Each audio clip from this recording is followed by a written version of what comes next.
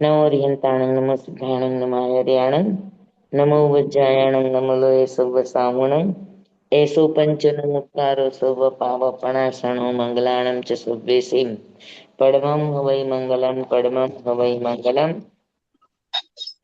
ઓમ નમો નારાયણ ઓમ નમો સૂર્યસ્ ઓમ નમો સૂર્ય દેવિકાય ઓમ નમો વાયનાર્યસ્ ઓમ નમો બંધીએ લેવીએ તીર્થસ્કરો ગણધરો પૂર્વધરો શ્રુતધરો વાચનાચાર્ય યુગ પ્રધાન આચાર્ય ઉપાધ્યાય સાધુ સાધુ ભગવંતો જૈન શાસન દેવ જૈન શાસન માતા આપ સર્વની આજ્ઞા હો શરણો હો સંરક્ષણ હો આપ સર્વની આજ્ઞા હો શરણો હો સંરક્ષણ હો.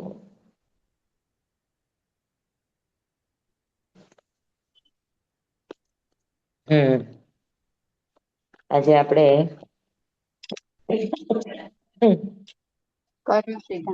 કર્મ પ્રકૃતિનું શ્રુત જ્ઞાન ના જે આપણે 20 ભેદ કરી રહ્યા હતા ને, પર્યાય શ્રુત, પર્યાય સમાસ શ્રુત, અક્ષર શ્રુત, અક્ષર સમાસ શ્રુત, એટલું આપણે શીખાતા ને. પદ શ્રુત, પદ સમાસ શ્રુત. બરાબર. હા, એ બધાને સમજાઈ ગયું છે ત્યાં સુધીનું? હેલો. હા, આપણું શ્રુત જ્ઞાન વર્ણ્ય કર્મ અગર સયોક્ષમ પામે તો કેટલી રીતે આપણને સમજાય. તો સાવ નાનકડી વસ્તુ કે માણસને પોતાની જરૂરિયાત સમજાય. જરૂરિયાત માટે એને ભણવાની જરૂર નથી. જરૂરિયાત પોતે જ શિક્ષક છે કે શું જોઈએ છે એને કે તો હેતુપવાદોપદેશી કે ભાઈ મને જમવું છે, મને તરસ લાગે છે, મને ઠંડી લાગે છે, મને ગરમી લાગે છે, મને ત્રાસનો અનુભવ થાય છે, તો હરેક માણસ પોતપોતાની સમજ મુજબ અને પોતપોતાની સામર્થ્ય મુજબ, શક્તિ મુજબ એનો ઉપાય કરે. કરે કે ન કરે? ઠંડી વાય છે તો ઠંડી વાય તો પશુની રીતે એનો ઉપાય કરે. મનુષ્ય છે, ગરીબ છે તો ગરીબની રીતે ઉપાય કરે. પૈસા વાળા છે તો પૈસા વાળાની રીતે એ હીટર મૂકે. ગરીબને ઘરે હીટર ના મૂકવાનું હોય તો એ કોથળો ઓઢી લે. સમજાય છે? અથવા તો એ ઘાસની પથારી કરી લે તો ઘાસ ગરમ છે તો એને પછી હીટરની કે એની કઈ જરૂર ના પડે. સમજાવું તમને? એટલે હેતુ પડવા ઉપર, હેતુ જાગવા પર એની સમસ્યાનું સમાધાન હરેક જીવ પોતપોતાની સમજ અને શક્તિ મુજબ કરે છે. તો પોતાની જરૂરિયાતનું જ્ઞાન હોવું આ પર્યાય શ્રુત છે. એની માટે તમારે અક્ષરની જરૂર નથી. અભણ માણસે પોતાની રોજીરોટી તો રળે કે ન રળે? હા, ભણેલ ગણેલ ન હોય, અભણ હોય તો કરોડો ન કમાય પણ પેટ તો પૂરે જ કે ન પૂરે? બરાબર સમજાય છે તમને મારી વાત? એટલે જરૂરિયાતને પૂરી કરવા માટે કોઈ અક્ષરની કે કોઈ જરૂરતની જરૂર નથી. શ્રુત જ્ઞાનમાં એટલી સમજણ આવે કે ભાઈ આપણી જરૂરિયાત આ છે અને આ જરૂરિયાત આ રીતે આપણે ઊભી કરી શકીએ છીએ. અગર આપણે મહેનતથી કરી શકીએ તો મહેનતથી કરે, મહેનતથી ન કરે તો માગીને કરે, માગીને ન મળે તો ચોરીને કરે, પણ કરે ખરા. કે ના કરે? એને પર્યાય શ્રુત કહેવાય. પછી એક ઈચ્છા આવી, બે ઈચ્છા આવી, ત્રણ ઈચ્છા. એમ હરેક જીવનની તમામ જરૂરિયાતો પૂરી કરે તો એ પર્યાય શ્રુત કહેવાય. પર્યાય સમાસ શ્રુત કહેવાય. કેમકે દરેક જીવની કોઈ એક સમસ્યા તો નથી. રોટીની છે, કપડાની છે, મકાનની છે, સ્ટેટસની છે, પ્રતિષ્ઠાની છે કે નહી આ બધી વાતો? જેમ એની પાસે પ્રાણ શક્તિ વધારે છે, જેમ જેમ એની પાસે બુદ્ધિનો વિકાસ વધારે છે, તેમ તેમ જરૂરિયાતો પણ વધારે જ રહેવાની છે. તો તમામ જરૂરિયાતો ક્યાંથી કેવી રીતે મળે, કેવી રીતે પ્રાપ્ત કરાય એવું જ્ઞાન તો હરેક જીવને એકેન્દ્રિયથી માંડીને પંચેન્દ્રિય સુધી બધાને જ પોતાની તમામ જરૂરિયાતનું જ્ઞાન હોય કે ન હોય? હા હોય. હોય ને નાનું બચ્ચું હોય ને તો પણ અ જેવું તમે એની પાસે ગળથુથી મૂકો એટલે તરત જ તો એને ખબર પડે ને કે ભાઈ ગોળનું પાણી જેને ચટાડવામાં આવે છે તો એ કેવી રીતે મોઢામાં લેવું એને શીખડાવવું પડે કે મોઢું ખોલ. ના. ત્યારે ખાલી હેતુથી જ જીવતું હોય બચ્ચું નાનું છે ત્યારે એનો બુદ્ધિનો બીજો કોઈ વિકાસ ન હોય અગર કોઈ વિશિષ્ટ પુરુષ ન હોય તો તેની હમ પાસે કઈ અવધિ મતિશ્રુત અવધિ જ્ઞાન ન હોય હને તો હમ એવું કોઈ બાળક હોય ને તમે એની પાસે કોઈ પણ વસ્તુ લઈ જાઓ તો એ પેલા શું કરશે મોઢું ખોલશે. જી. કેમ કે ખોરાક આ જીવનની બેઝિક જરૂરિયાત છે. હમ પાયાની જરૂરિયાત છે કપડાં નહીં હોય તો હજુ ચાલી જશે. હને મકાન નહી હોય તો હજુય ચાલી જશે પણ ભોજન નહીં હોય તો ચાલશે? નહીં ચાલે. હને તો પોતાના જીવન શરીરને નિભાવવા માટેની જે ભોજન વગેરેની જરૂરિયાતો છે પાણી વગેરેની જરૂરિયાતો છે હા તો એનું જ્ઞાન હોવું એની સમજણ હોવી એને કહેવાય પર્યાય સમાસ પર્યાય શ્રુત અને એક થી વધારે બે એક વસ્તુ બે વસ્તુ ત્રણ વસ્તુ એવી જીવન જરૂરિયાતનું જ્યારે એને સમજણ આવે શક્તિ આવે ત્યારે એને કહેવાય પર્યાય સમાસ શ્રુત. સમજાણું બરાબર? હમ. એને કહેવાય અક્ષરનો અનંતમો ભાગ. અંગુઠા છાપ એને બીજું કઈ નહી તો કઈને જીવન જરૂરિયાત ની ખબર પડે છે. ભણેલો પેટ ભરે છે ને અભણ એ પેટ ભરે છે. હમ કે નહી જી. જી. અભણ કદાચ ઓછી વસ્તુથી પેટ ભરતો હશે અને હમ ભણેલો કદાચ ઘણી બધી વેરાયટીથી ભરતો હશે અને ઘણી વાર એવું પણ બને કે પુનાઈ ના યોગો હોય તો અભણ પણ મસ્ત રીતે રાજાશાહીથી જીવતો હોય અને હમ ભણેલો હોય તો એ ખાલી ચટણી ને રોટલો ખાતો હોય એવું બને. જી હને હમ. તો જીવન જરૂરિયાત બેઝિક એનું જ્ઞાન હોવું એને પર્યાય સ્ત્રોત કહેવામાં આવે. હમ. અને એવી બે ત્રણ જરૂરિયાતોનું જ્ઞાન હોવું તેને પર્યાય સમાસ બરાબર સમજાણું બધાને? હમ હમ. હમ. જી. પછી એમ સમજાય જરાક બૌદ્ધિક સ્તર થયું મનુષ્ય થયું તો અને દેવ થયા તેને સમજાય કે ખાલી જીવન જરૂરિયાત નહીં પણ જીવન જરૂરિયાત પણ સારી રીતે લઈ શકો ઓછી મહેનત થી લઈ શકો મબલક લઈ શકો તો એની માટે એને અક્ષર જરૂરી છે જાણવા હમ. એટલે એ સૌથી પેલા એને કક્કો શીખડાવે ક ખ ગ ભણવા બેસે છોકરો આલ્ફાબેટ શીખવાડે તો ઘણી વાર એને એક આલ્ફાબેટ શીખડાયું હોય અને બીજા હજુ શીખડાયવા ના હોય તો ખાલી કોઈ એક અક્ષર ને ઓળખી શકે જે શીખો છે જે નથી શીખી શકો એને ના ઓળખી શકે તો ત્યારે એનું જે શ્રુત છે એ શ્રુત શું કહેવાય અક્ષર શ્રુત કહેવાય અક્ષરશ્રુત પછી અક્ષરશ્રુત અક્ષર ત્રણ પ્રકારના છે આપણે શીખી ગયા છીએ ને સંજ્ઞાક્ષર લબ્ધિક્ષર વ્યંજના ને વ્યંજનાક્ષર હે શબ્દાક્ષર એટલે આકાર એનું લખાણ હમ કેવી રીતે લખાય બરાબર છે હવે આપણે ગુજરાતીમાં હોય તો આપણે ક આમ લખીએ હિન્દીમાં હોય તો ક આમ લખીએ હા ઈંગ્લિશમાં હોય તો ક આમ લખીએ અને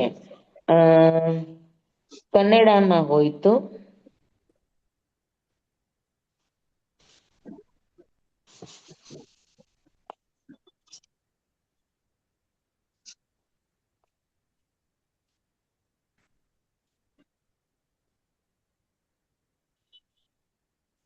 કન્નડાનું જો કે મને ભૂલાઈ ગયું છે પણ આ અલગ અલગ છે તો જે જે ભાષામાં હોય એ સમજી શકે હવે છે કનો ક જ પણ બચ્ચાને જે ભાષામાં શીખવો હશે એ ભાષાનું કેશે ઈંગ્લિશમાં શીખવો હશે તો આને ઓળખી શકશે ગુજરાતી નથી આવડતું તો આને નહીં ઓળખી શકે છે કનો ક જ કે નહી જી જી બરાબર છે પણ હા ઈ અને હિન્દી માં ભણ્યો છે મરાઠીમાં ભણશે તો આ કને ઓળખી શકશે આ કને આ કની ખબર ન હોય હમ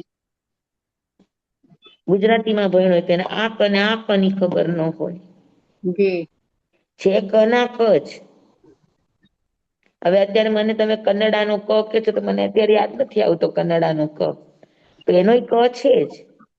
હને તમિલનો પણ ક છે જ. હરેક ભાષામાં ક તો હોય જ, કેમ કે બોલચાલમાં આખો કક્કો ને બારાખડી જ હોય કોઈ પણ ભાષામાં. અક્ષર તો આના આ જ રહેવાના છે, અક્ષર બીજા નહીં આવે. એના ઉચ્ચાર અલગ હોઈ શકે, એની લિખાવટ અલગ હોઈ શકે, એટલે સંજ્ઞાક્ષર અને વ્યંજનાક્ષર અલગ અલગ હોઈ શકે, પણ લબ્ધિક્ષર તો એક જ સરખો હોય, એ કને ક હમ જ કેશે. હમ બરાબર સમજાણું કે નહીં? હા તો કોઈ પણ એક અક્ષરનું સંજ્ઞાક્ષર, વ્યંજનાક્ષર અને લબ્ધાક્ષર, આ ત્રણેય રીતે એક અક્ષરનું જ્ઞાન થયું તો એને કહેવાય અક્ષર શ્રુત. હમ એક થી વધારે આખા કક્કાનું જ્ઞાન થયું તો એને કહેવાય વ્યંજના. અક્ષર સમાસ શ્રુત. એને કહેવાય અક્ષર સમાસ હા શ્રુત. બરાબર સમજાય છે ને બધાને? હા તો તમે વિચાર કરો કે આ બધા ભેદો એમને એમ નથી આપ્યા. અત્યારે આપણી પાસે પણ પૂરેપૂરું અક્ષર શ્રુત નથી. મેં તમને હમણાં જ કીધું કે આપણને ગુજરાતી આવડે, ઇંગ્લિશ આવડે, હિન્દી આવડે, પણ હર ભાષાનું આપણને આવડે છે કક્કો? તમિલમાં ના ક કેમ લખાય, તેલુગુમાં કેમ લખાય, ફ્રેન્ચમાં કેમ લખાય, ગ્રીક ભાષામાં કઈ રીતે લખાય, આપણને નથી આવડતું. હમ તો આપણી માટે ઈ અક્ષર શું કહેવાય? તો કે આપણી પાસે ઈ અક્ષર શ્રુત નથી. હમ મારી વાત બેસે છે ને તમને બધાને? હા જી હે ને? તો અક્ષર શ્રુતનો અર્થ છે કે એક અક્ષરનું એક અક્ષરનું આપણને ત્રણેય રીતે જ્ઞાન થવું એને અક્ષર સમાસ શ્રુત, અક્ષર શ્રુત કહેવાય, સમાસ નહીં.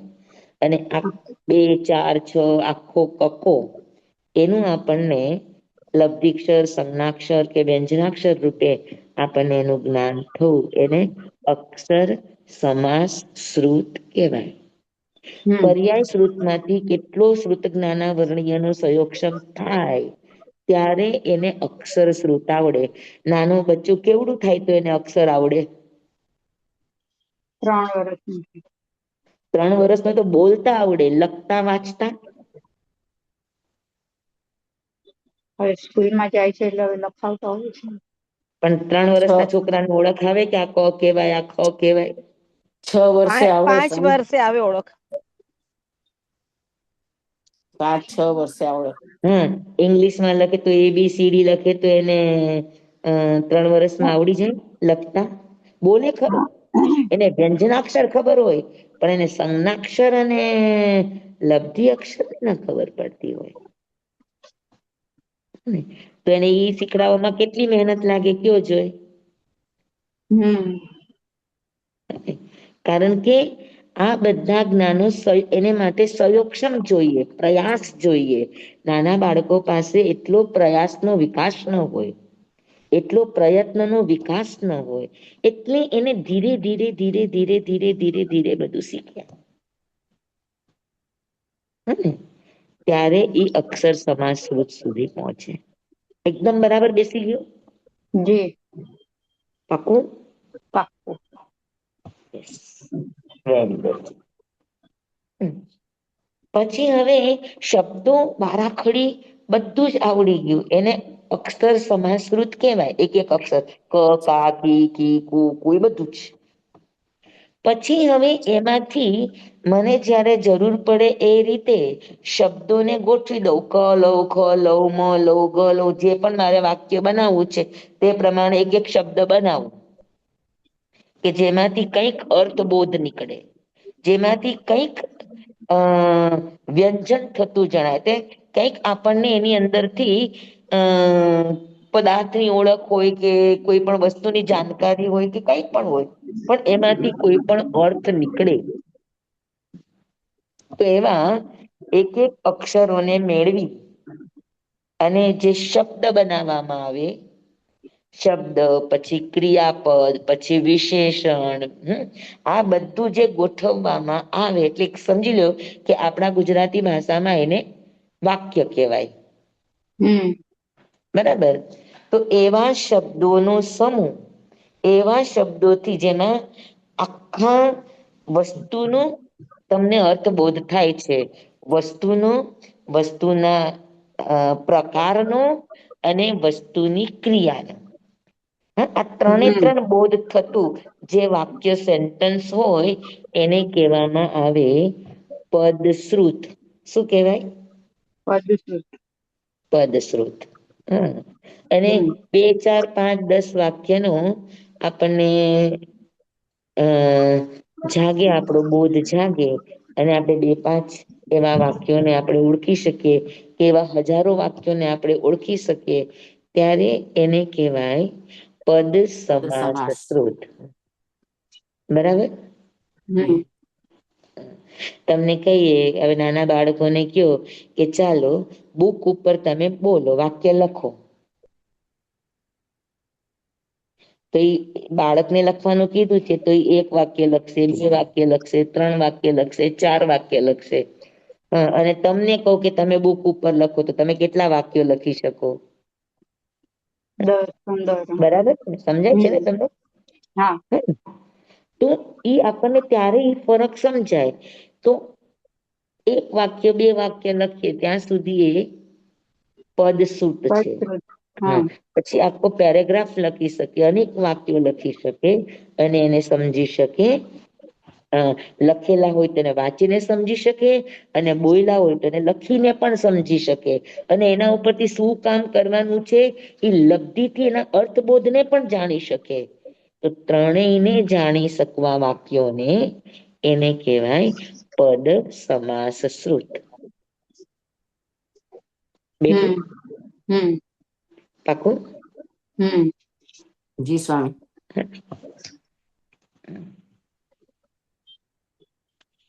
હવે જેમ કે પન્નવણા વગેરેની અંદર પદ શબ્દ આવે છે તો ત્યાં પદનો અર્થ આ નથી કે 1 વાક્ય કે 1 શબ્દ કે 2 વાક્ય કે 10 વાક્ય કે ઈ. ત્યાં પદનો અર્થ સબ્જેક્ટને લઈને છે. કે સમજી લ્યો કે જીવની વાત લીધી તો જીવ સંબંધી અનેક વાક્યો, અનેક જાણકારી તમને એમાં મળે તો એ પદ થયું. હમ એક વિષયને લઈને. હમ બરાબર.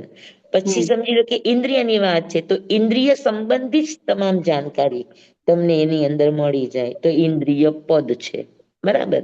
તો હમ ઇન્દ્રિય એક શબ્દ ઉપરથી એને જરૂરી જેટલા પણ ફેક્ટરો છે, દ્વાર છે એ બધાને લઈને ચાલે ત્યારે એને પદ સમાસ શ્રુત કહેવામાં આવે. હમ બેઠું બરાબર તમને? તો ઈ અર્થમાં પન્નવણા સૂત્રમાં પદ છે પણ હજુ એ પદનો અર્થ શું થાય એવો ખુલાસો ક્યાંય મળતો નથી. આ તો હું મારી કલ્પનાથી તમને કહું છું. હને? પદનો અર્થ. હા. સ્વામી ફરીથી કયો પદનો અર્થ પન્નવણાનો? પન્નવણામાં જે પદ છે 36 પદ. હમ હમ તો મને એવું લાગે છે કે પદનો અર્થ શું છે કે એક વિષયને લઈને એક વાક્યની રચના કરવી એ પદ સમાશ્રુત છે. હમ અને સ્વામી એક વિષયને લઈને અનેક રીતે એની છણાવટ કરવી આ પદ સમાસ શ્રુત છે. સ્વામી પદ એટલે એક ગાથા હોય એને પણ તો પદ કહેવાય ને, એક પદ. હા કેવાય એને પદ. એ ચરણ કહેવાય, ખરેખર પદ ન કહેવાય, ચરણ કહેવાય. પ્રથમ જી ચરણ, દ્વિતીય ચરણ, તૃતીય ચરણ. ગાથા રૂપે હોય ને એને ચરણ કહેવાય અને પદ હંમેશા ગદ્ય હોય. પદ્ય ના અચ્છા હોય. હા.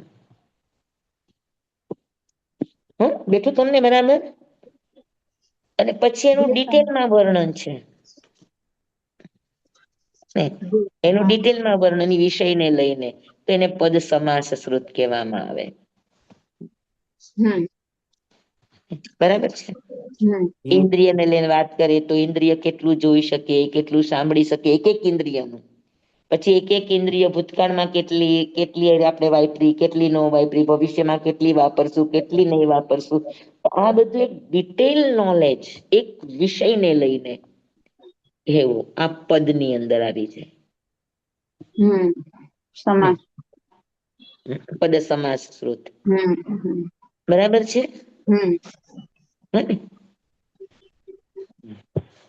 પછી આવે 7મું ગતિ, સંઘાત શ્રુત.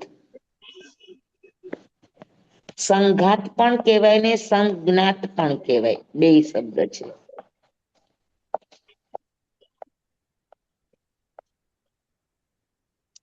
આ બે શબ્દ છે, સંઘાત અથવા તો સંજ્ઞાત. તો આનો અર્થ એક જ છે કે ભાઈ નામ કર્મની જે 14 પિંડ પ્રકૃતિઓ છે, બરાબર, એને માર્ગણા પણ કહેવાય. જીવ માર્ગણા, પછી ગતિ માર્ગણા, પછી જાતિ માર્ગણા, એ બધી માર્ગણાઓ એટલે એક જ જીવને લઈને જેટલી અલગ અલગ દ્વારો છે, તો એ બધી માર્ગણા છે. બરાબર. તો ગતિ આદિ 14 માર્ગણા એટલે ગતિ, જાતિ, કાયા, શરીર, ઇન્દ્રિય, અંગોપાંગ. તો આ બધું સંઘાત એટલા માટે કીધું છે કે આ એકલી નથી, એની સાથે ઘણા બધા પ્રકાર છે. ગતિ કહી દે તો ગતિ એકલી નથી, ગતિ કયો એટલે એમાં 4 ગતિ આવી જાય. તો જેના ઉત્તર ભેદો હોય એને સંઘાત કહેવાય. જે ભેદના ઉત્તર ભેદો એની અંદર સમાયેલા હોય એને સંઘાત કહેવાય. સમજાયું તમને? તો માર્ગણા 14 છે, પણ એક માર્ગણાના જે ઉત્તર પ્રકારો છે, ઉત્તર ભેદો છે, આ બધા એક માર્ગણા કયો એટલે એની અંદર એ બધા જ ભેદો સમાવિષ્ટ થઈ જાય. સંઘાત એટલે એની અંદર સમાવિષ્ટ થઈ જાય, એની અંદર તમને એનો આખો એક સંપુટ બની જાય, તો એને સંઘાત શ્રુત કહેવાય.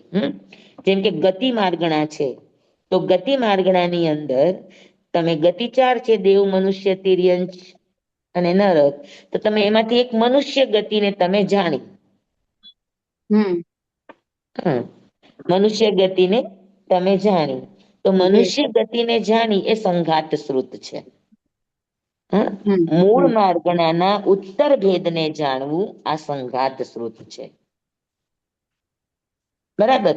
પછી એના ભેદો કે ભાઈ મનુષ્ય છે એ કેટલા પ્રકારના છે, તો કે મનુષ્ય છે 4 પ્રકારના: કર્મભૂમિ, અકર્મભૂમિ, અંતરદ્વીપ અને સમૂરછિમ.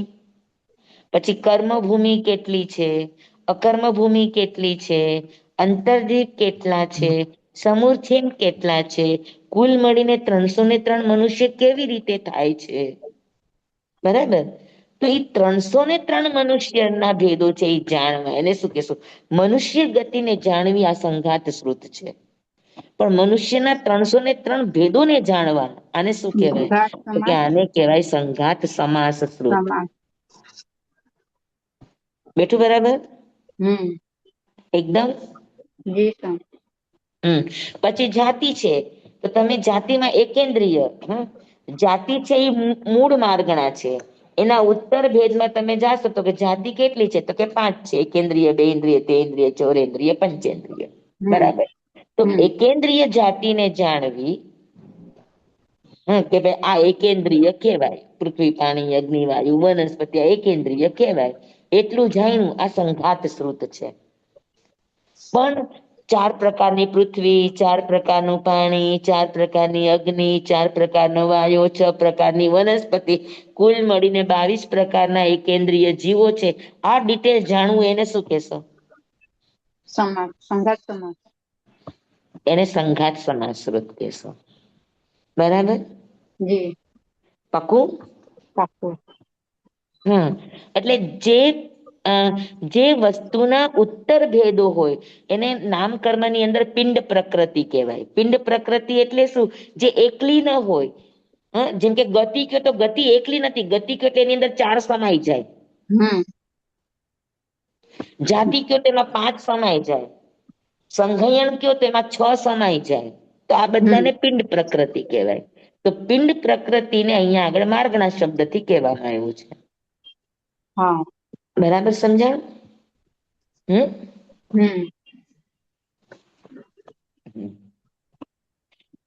તો સંઘાત શ્રુત અને સંઘાત સમાસ શ્રુત બધાને સમજાણું? જી જી સ્વામી. સ્વામી. હા, આપણે આગળ નામકર્મમાં શીખશું એટલે તમને ખ્યાલ આવી જશે કે હા. માર્ગણા હમ. ગતિ, જાતિ, કાયા, ઇન્દ્રિય, પછી આનુપૂર્વી, સંઘયણ, સંસ્થાન, ત્રસ દશક, સ્થાવર દશક, એ બધી જે સોરી ત્રસ દશક, સ્થાવર દશક નહીં આવે ને, શરીર, અંગોપાંગ, તો આ બધી 14 માર્ગણાઓ છે. એના હા. ઉત્તર ભેદો, એમાંથી કોઈ પણ એક ઉત્તર ભેદને જાણવું એને કહેવાય સંઘાત, અને ઉત્તર ભેદના ઉત્તર ભેદોને જાણવું એને કહેવાય સંઘાત સમાસ શ્રુત. સમાસ. જી સ્વામી. બરાબર? જી. તો એટલે સ્વામી કેટલું જ્ઞાન તમને જણાય છે કે જ્ઞાન કેટલું અંદર અંદર ડીપ ડીપ હા, ડીપ અંદર ડીપ અંદર ડીપ કેટલું જતું બધું જાય. છે. જી સ્વામી. ખાલી સ્વામી તો ત્રસ મનુષ્ય કહી દો તો દશક પર્યાપ્ત. જી સોરી સ્વામી, તો ત્રસ દશક અને સ્થાવર દશક ઈ માર્ગણામાં કેમ ન તમે કીધું? ત્રસ દશક અને સ્થાવર દશક એ પિંડ પ્રકૃતિમાં ન આવે. એ આવે છે મને એકદમ જોકે ખ્યાલ નથી, સોરી. સ્વામી આવે છે ત્રસ દશક ને નામકર્મની પ્રકૃતિમાં આવે છે. નામકર્મની પ્રકૃતિમાં આવે છે, પણ પિંડ પ્રકૃતિમાં આવે કે ન આવે? એક જ મિનિટ, એક જ મિનિટ.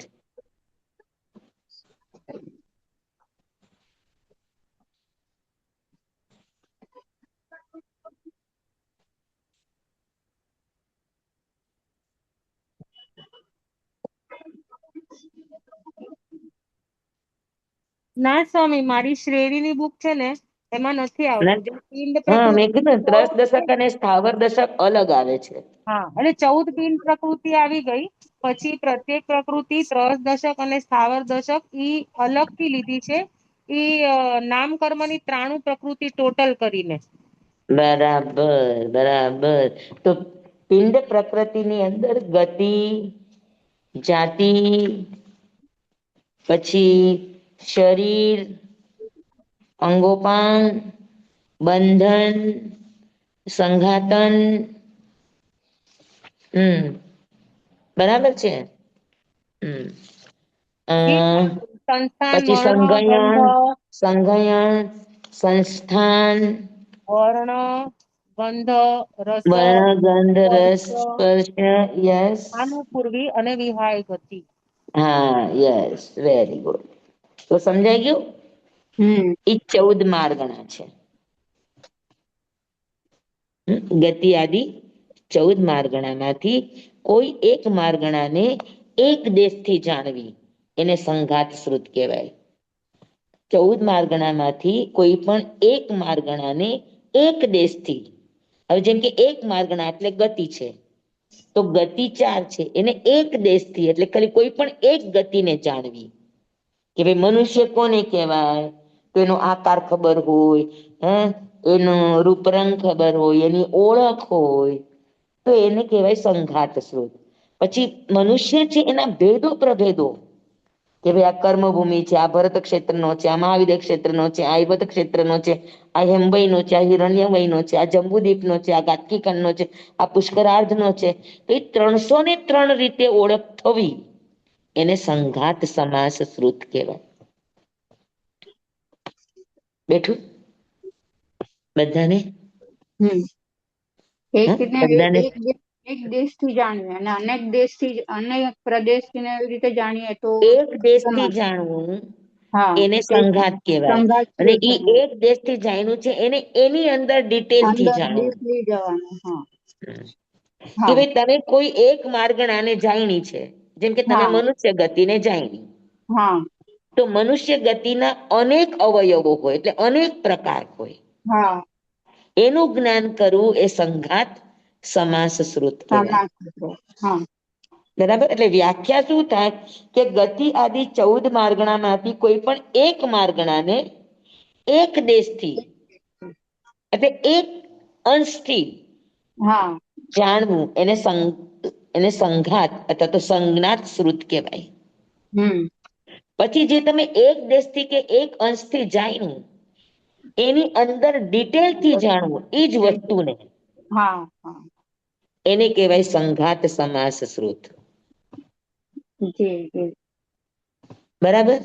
જી સમજ પાકું? પાક્કું. પછી આવે પ્રતિપત્તિ.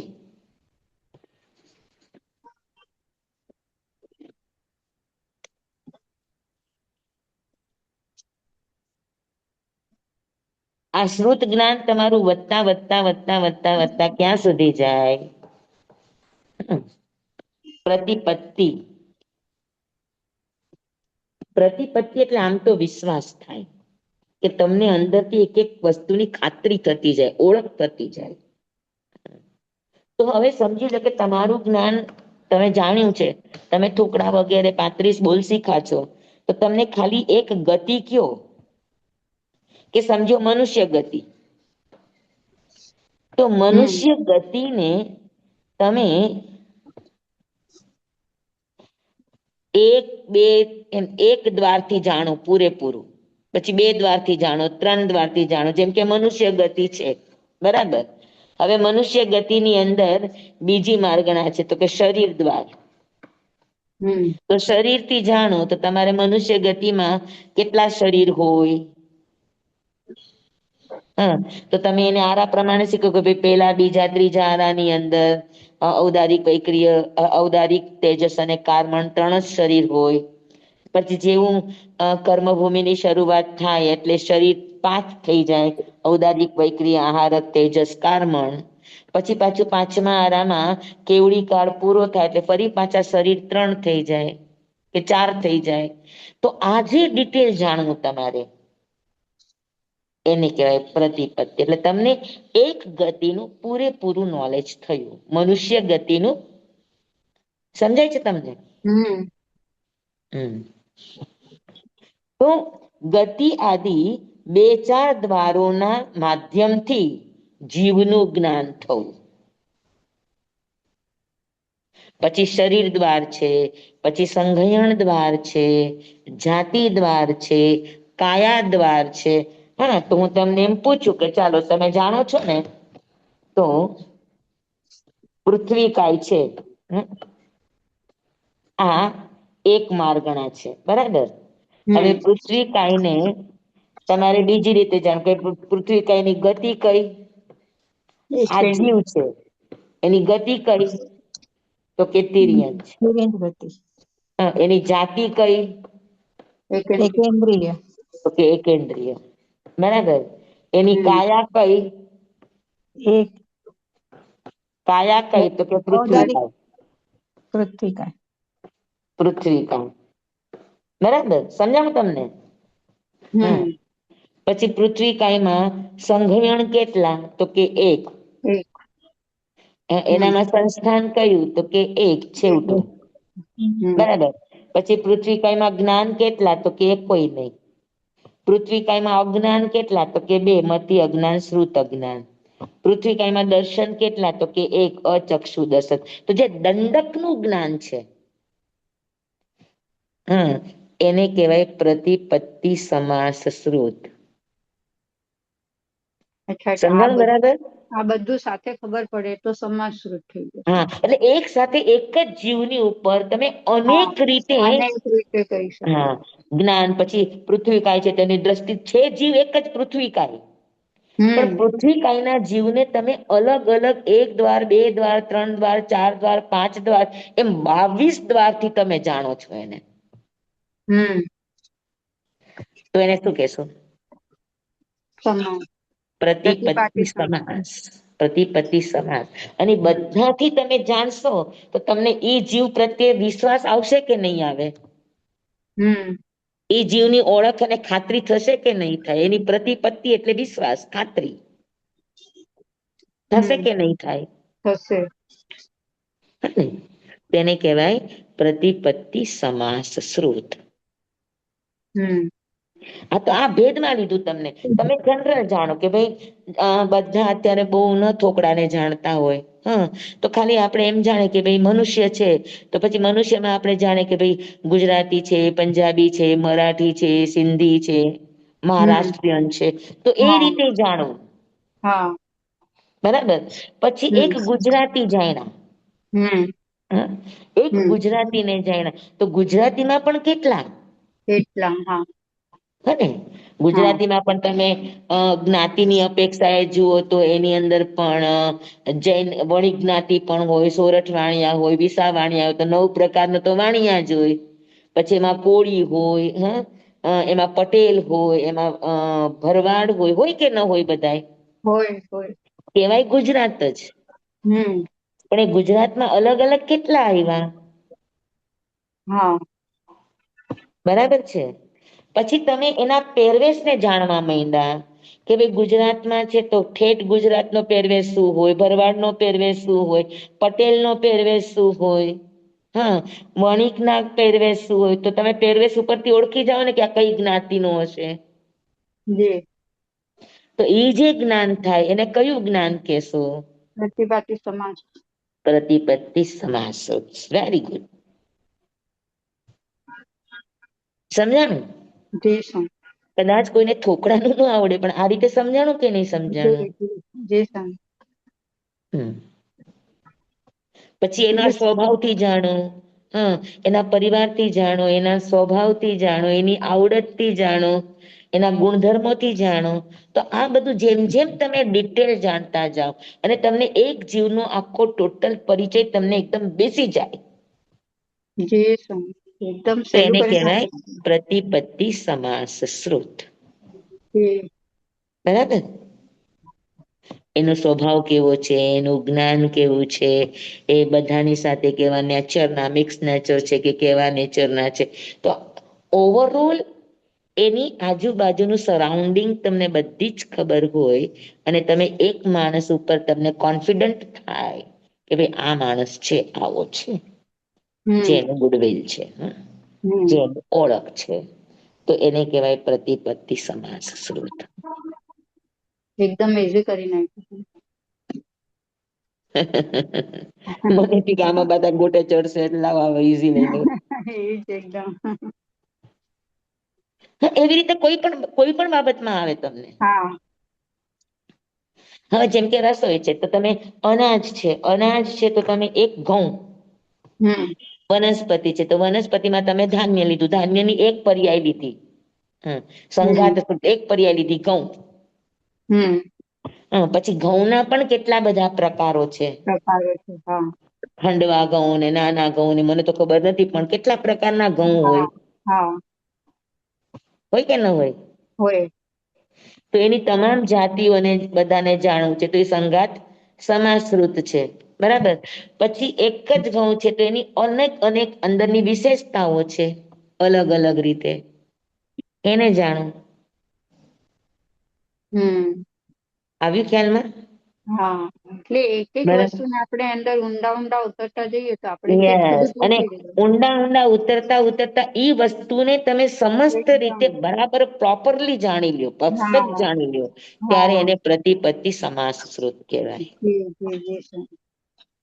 અને જે ઘઉંથી રોટલી થાય એજ ઘઉંથી લાપસી ન થાય. હા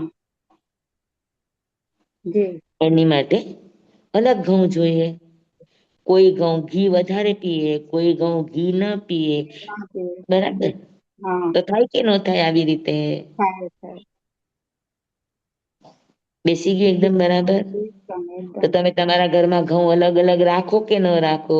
કે આ બનાવવું છે તો આ ઘઉં સારા, આ બનાવવું છે તો આ ઘઉં સારા, આ બનાવવું છે તો આ ઘઉં સારા.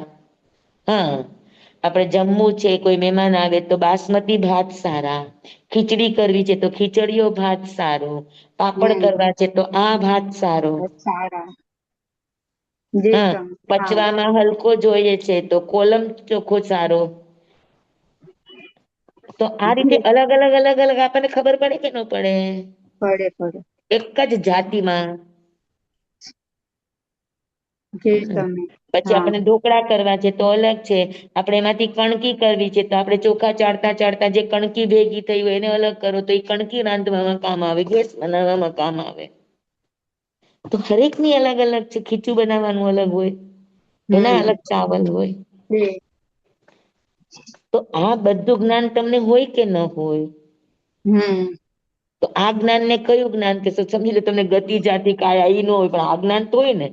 આ જ્ઞાન હોય. મને નથી હમ કે કયા ચાવલ થી શું બને ને કયા ચાવલ થી શું બને ને કયા ઘઉં થી શું બને. તમે અમને બતાવી દીધું. હે ને? પણ તમે જાણો છો કે નથી જાણતા આ બધું અલગ હા અલગ અલગ અલગ ડિટેલ?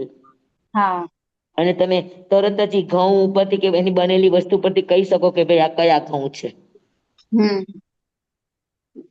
જી જી તો સમજ. ઈ તો તમને જે ખબર પડી ગઈ કે આ કયા ઘઉં ની વસ્તુ છે તો ઈ જ્ઞાન ને કયું જ્ઞાન કેશો? પ્રતિપત્તિ સમાસ. પ્રતિપત્તિ સમાસ.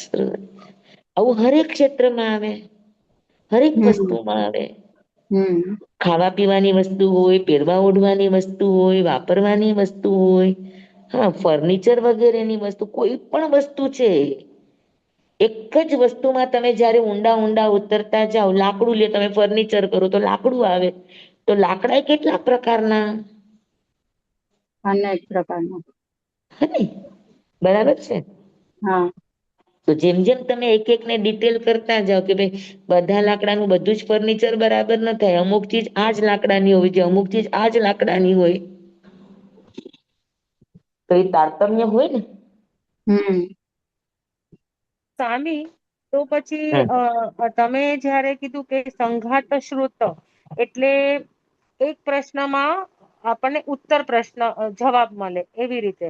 અને આ જયારે પદ નું તમે કહો છો પ્રતિપતિ સમાસ સૂત્ર, તો એનો મતલબ એવું કે ઘણા બધા સંઘાત સૂત્ર ભેગા થઈને પ્રતિપતિ યસ યસ યસ અરે સ્વામી તમે બરાબર કેટલું છે. સરસ સમજાવ્યું, મને ઉતરી ગયું, હું અડધું પડધું કરું છું.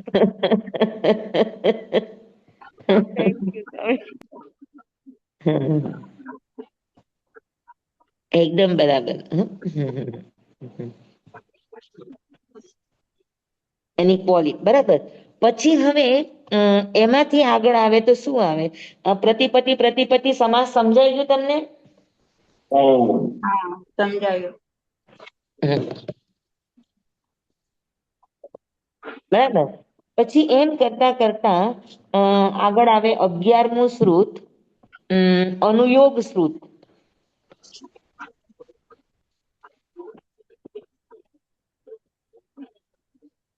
હા, હવે અનુયોગ શ્રુત એટલે શું? તો કે એમાં 9 દ્વાર થી જાણવાનું આવે. તો 9 દ્વારમાંથી કોઈ એક દ્વારથી જાણવું એને અનુયોગ કહેવાય. હવે મને 9 દ્વાર છે ને એ જોવા પડશે. બાજુમાં સ્વામી છે ને એની પાસે કે ને પેલા 9 દ્વાર સવારે જોયા તા ને આપો ને.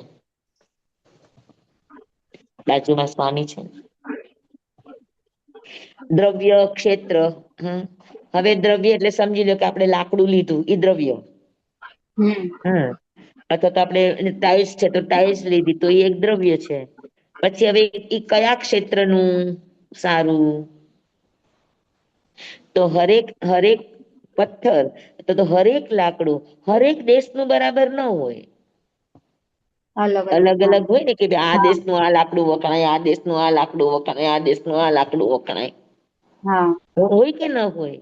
હોય. દ્રવ્ય ક્ષેત્ર. પછી કાળ, કયા કાળનું લાકડું? શીતકાળનું લાકડું, ઉષ્ણકાળનું લાકડું. હા, તો એ બધામાં પણ અલગ અલગ ગુણધર્મો હોય. તો એ રીતે લાકડું એક જ છે પણ એને 9 દ્વારથી જાણવું. તો 9 માંથી કોઈ એક દ્વારથી જાણો ત્યારે એને કહેવાય અનુયોગ સૂત્ર, અનુયોગ શ્રુત. ક્યાં હતું એનું એ? મોક્ષ 9 તત્વમાં હતું, એક મિનિટ.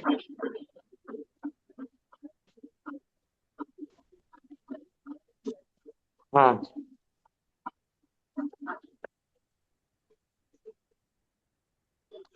9 માં છે, હું એક મિનિટ લખું. હમ સત, 9 દ્વારમાં સત, પછી દ્રવ્ય.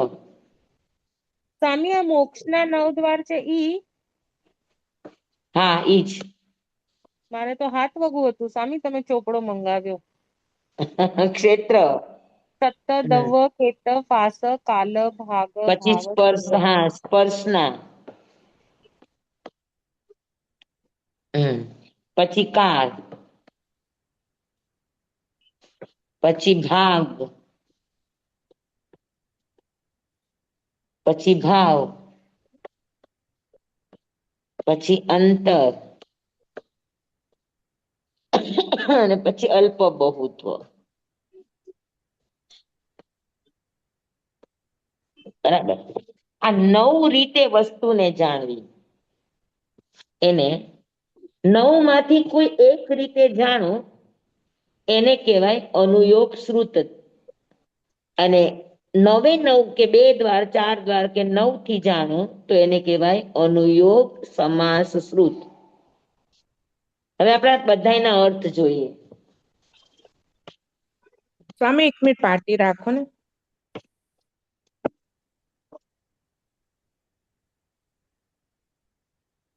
જુઓ, દેખાય છે ને?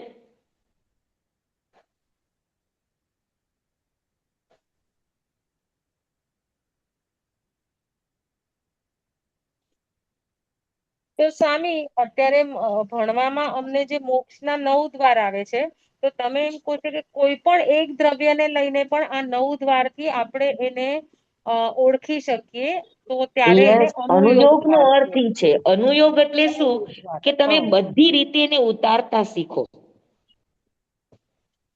શ્રુત એટલું બધું વિશાળ છે હેતલ, કે તમે શ્રુતને જેટલા અંદર અંદર અંદર તમે ઊંડા ઉતરતા જાઓ એટલા શ્રુતના અનંત ભેદો તમારી પાસે ખુલ્લા થાય. સ્વામી એટલો આનંદ આવે છે અત્યારે, કારણ કે વાંચ્યું ચોપડીમાં, મારી રીતે સમજી પણ લીધું, પણ હવે તમે જ્યારે બોલો છો અને જે અર્થ ઉઘડે છે ને, તો એનાથી આખું આમ કઈક અલગ જ અનુભૂતિ થાય છે કે વાહ, સમજાણું મને એમ. હા, તો સતદ્વાર નો અર્થ શું છે?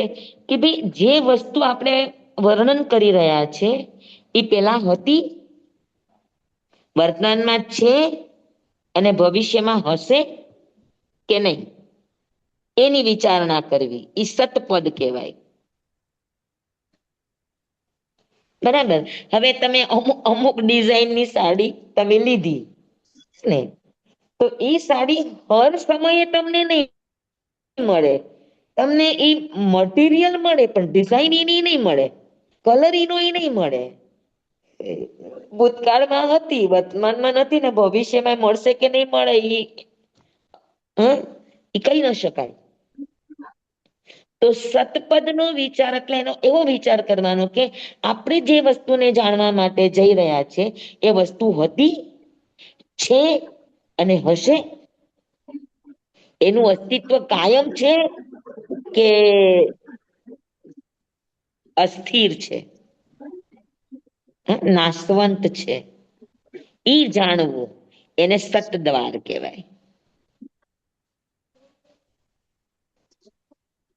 બેઠું આમાં તેને મોક્ષમાં ઉતાર્યું છે, પણ આ 9 દ્વારથી હરેક વસ્તુનો વિચાર કરવો એને કહેવાય અનુયોગ સમાસ શ્રુત. સ્વામી હું સાથે સાથે તમને થોડું વચ્ચે પૂછું, મોક્ષના દ્વારને રિલેટેડ પણ મને ન સમજાય તો? હા, પૂછી શકો, પૂછી શકો. આમાં તમે જે કીધું એ બરોબર, મોક્ષ ગતિ પૂર્વકાળે હતી, હમણાં પણ છે, ભવિષ્યમાં હશે. તેની અસ્થિ છે, પણ આકાશના ફૂલની જેમ નાચતી નથી. બરાબર છે. એટલે એ કાયમ છે, નહીં હોય એવું નહીં બને. છે. આકાશ, હા. જો આકાશ છે અને ફૂલ છે, પણ આકાશના ફૂલ ન હોય. આકાશ અસ્થિ છે, ફૂલ પણ અસ્થિ છે, પણ આકાશ ફૂલ અસ્થિ નથી, ઈ ન હોય. સમજાણું? સમજી લો કે હું તમને કહું કે આ ડસ્ટર, તો આ ડસ્ટર આજે છે પણ ભવિષ્યમાં આ રહેશે જ, કોઈ ગેરંટી ના ના. ના રે. સમજાય છે તમને? તો ત્રણેય કાળ સંબંધી અસ્તિત્વનો વિચાર કરવો એને સત દ્વાર કહેવામાં આવે. સમજાણ તમને? સ્વામી ફરીથી બોલો ને, ત્રણેય કાળ. કોઈ પણ વસ્તુનો ત્રણેય કાળથી એનું અસ્તિત્વ છે કે નહીં એનો વિચાર કરવો એને સતપદ દ્વાર કહેવામાં આવે.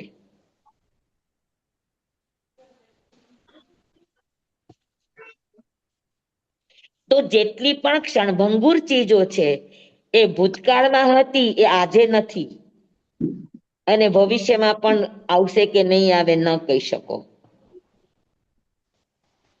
વર્તમાનમાં છે, ભૂતકાળમાં નહોતી ને ભવિષ્યમાં પણ નહીં હોય. તો જે નાશવંત ચીજો છે, જેમ કે આપણું શરીર છે, વસ્તુ છે, પૂતગલથી બનેલી જેટલી પણ ચીજો છે, એ તમામ ચીજો ત્રણેય કાળમાં અસ્તિત્વ નથી રાખતી. સમજાણ તમને? જી સમ ઔદારિક શરીર અત્યારે આપણી પાસે છે, જેમ કે તમે ગતિ માર્ગણામાં લ્યો તો મનુષ્ય ગતિ અત્યારે આપણી છે. ભૂતકાળમાં આપણી મનુષ્ય ગતિ કાયમ તો નહોતી અને ભવિષ્યમાં પણ કાયમ તો નહીં રહે. આપણે નથી. તિર્યંશમાં પણ જશું, નરકમાં પણ જશું, દેવમાં પણ જશું, જી સમ છે કે નહીં? તો કાયમ એક સરખી ગતિ નહીં રહે, કારણ કે ગતિ કર્માધીન છે ને કર્મ બદલાતા હોય, એક સરખા ન હોય. તો કોઈ પણ વસ્તુનો તમે અસ્તિત્વના આધારે ચિંતન કરો તો તમને ખબર પડી જાય કે આ ચીજ કાયમી છે, શાશ્વત છે કે અશાશ્વત છે. શાશ્વત છે તો કેમ તમારે એની અંદર વધારે ને વધારે ઉતરવું ને પકડી રાખવું, અને નાશવંત છે તો ઠીક છે, આવ્યું છે તો કામમાં લઈ લ્યો. નાશવંત નો અર્થ જ ઈ છે કે તમારા ઉપયોગ માટે આવ્યું છે, તો ઉપયોગ થાય એટલો લઈ લ્યો પછી છોડી દો. એની માટે બહુ લાંબા રાગ દ્વેષ નહીં કરો. જી સમ બરાબર. સમજાય છે? આને અનુયોગ કહેવાય.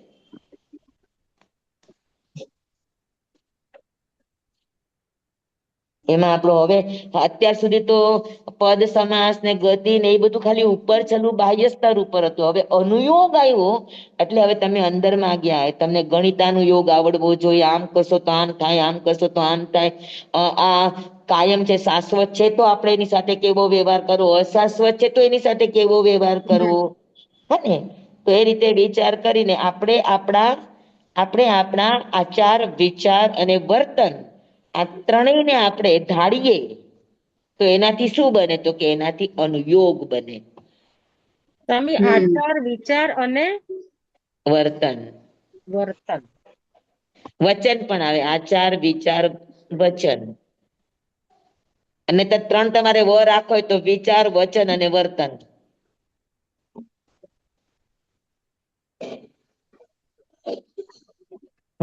જેને આપણે ધડો કહીએ, લેસન કહીએ.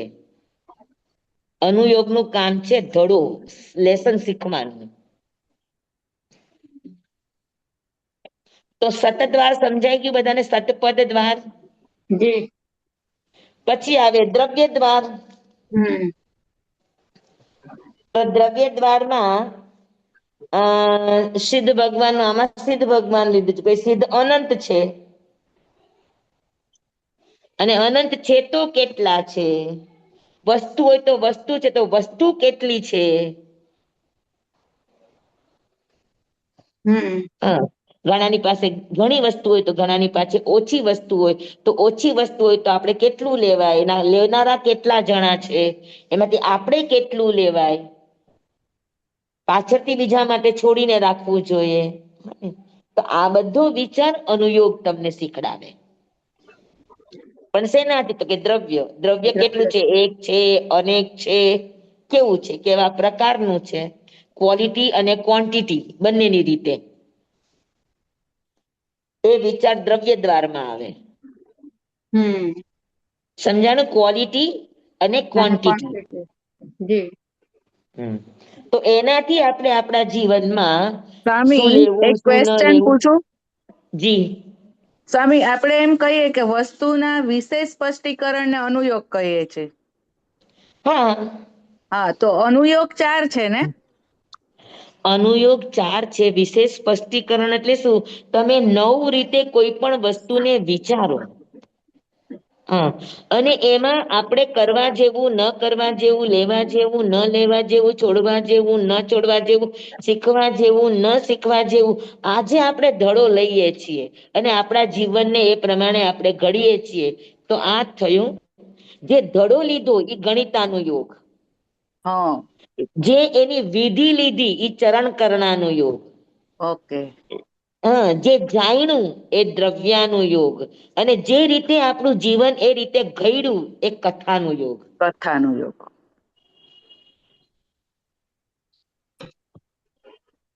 બરાબર. બરોબર. હા, બરોબર. જાણપણું છે એ દ્રવ્યાનું યોગ છે. પછી એને આપણે કઈ રીતે અપ્લાય કરવું એ ચરણ કરણાનું યોગ છે. પછી કઈ રીતે અપ્લાય કરે તો કેટલો લાભ થાય, કેટલો નુકસાન થાય, કેવી રીતે સુધારો કરવો, કેવી રીતે વધારો કરવો, ગણિતાનો એ યોગ. જે લેસન છે એ ગણિતાનું યોગ છે. યા. અને પછી ઓવરઓલ જે એક આખું બિંબ બની ગયું, એક સ્ટોરી. હા સ્ટોરી બની ગઈ, એને કથાનું યોગ કહેવાય. થેન્ક યુ સ્વામી. તો ચારે ચાર અનુયોગ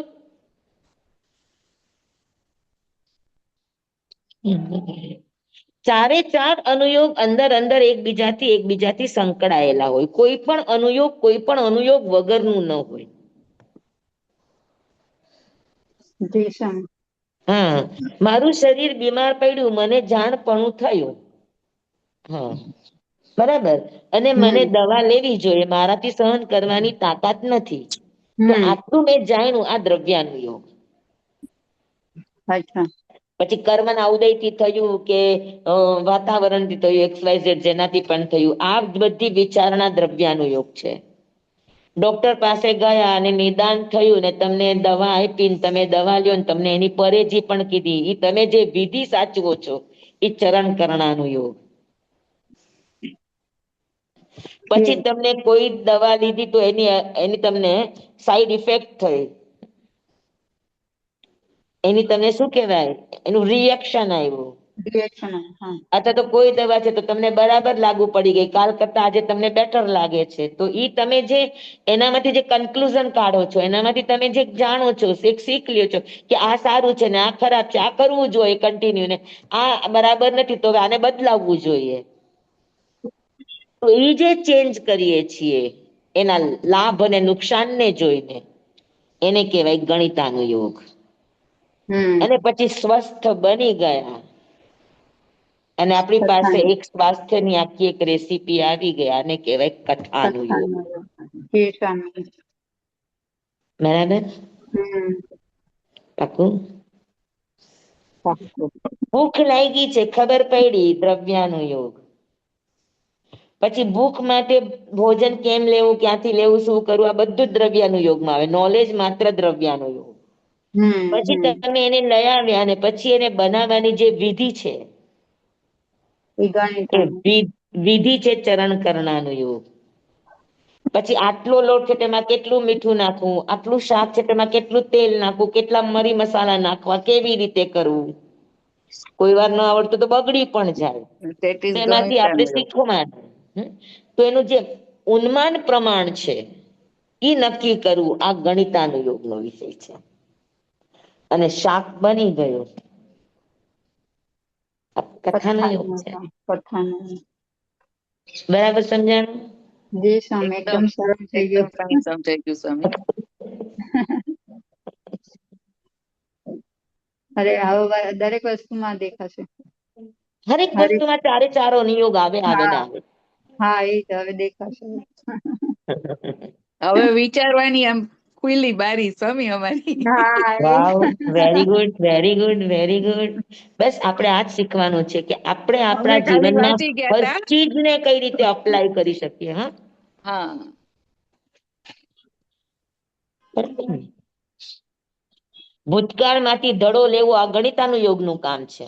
હમ વર્તમાનમાં જીવવું આ ચરણ કરણાનું યોગનું કામ છે. અને ભવિષ્યમાં એક આઈડલ નિર્માણ કરવું આ કથાનું યોગનું કામ છે. જી સ્વામી. અને ઓવરઓલ બધાનું જાણપણું લેવું આ દ્રવ્યાનુયોગ છે.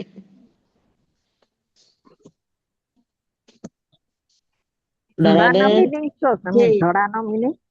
ધડો હા, લેવો એટલે ધડો લેવો એટલે ધડો એટલે લેસન લેવું, એમાંથી તમારે શીખવું, ઓકે ઓકે એને ધડો કહેવાય. હમ ધડો એટલે શીખવું, એમાંથી લેસન લેવું, બોધપાઠ લેવો. એનું ઇંગ્લિશમાં કહેવાય મોરલ. મોરલ જ કે ને, હા કે ભાઈ આ સ્ટોરીનો મોરલ શું છે. હા હા જી સ્વામી.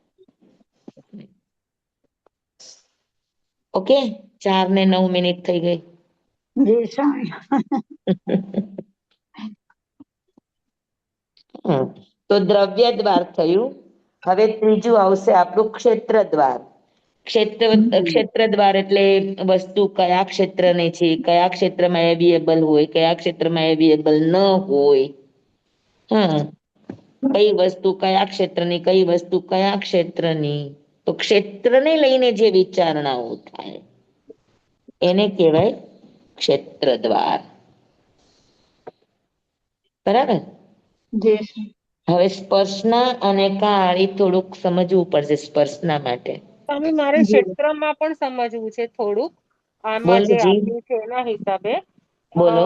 શિલા નું ક્ષેત્ર આપેલું છે મોક્ષ દ્વારમાં તો, હા, એટલે મારે સમજવું ઈ છે કે શિલા પ્રમાણ છે, 45 લાખ યોજન લાંબી પહોળી છે, ત્રિગુણી જાજેરી પરિધિ છે.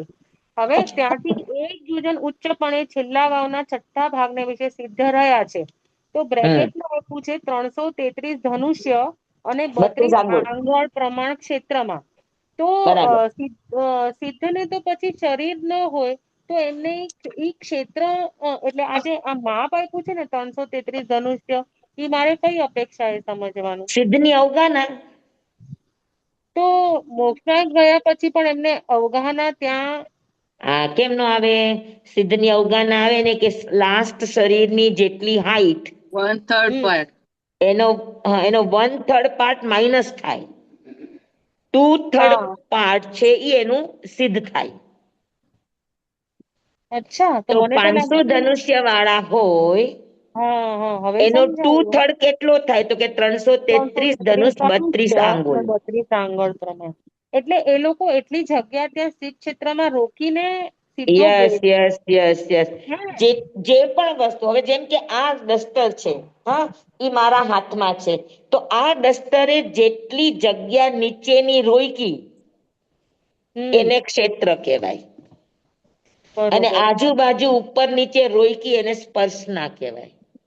બરોબર બરોબર. એટલે અચ્છા સ્વામી તમે એકવાર કહ્યું હતું કે આપણા બોડીનું જેટલું પોલાણ વાળો ભાગ હોય 1/3 ભાગ નીકળી જાય, હે ને? બસ. તો આપણું શરીર જેટલા ક્ષેત્રને અડીને રહ્યું છે એને ક્ષેત્ર દ્વાર કહેવાય. સ્વામી મારો જવાનો ટાઈમ આવશે ત્યારે ત્યાં હાઉસફુલ થઈ જશે તો? એ ક્યારેય નહીં થાય. નહીં થાય. Don't worry. યસ અત્યારે યસ ત્યાં સરસવના દાણા જેટલી જગા નથી, પણ તમે જશો એટલે તમારી માટે વેલકમ.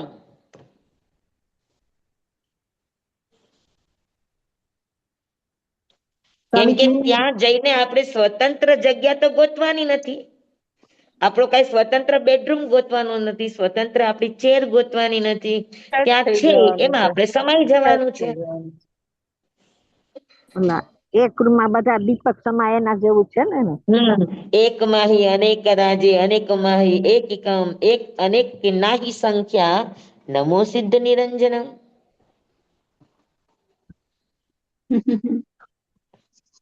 ત્યાં સ્વતંત્ર આઈડેન્ટિટી નથી.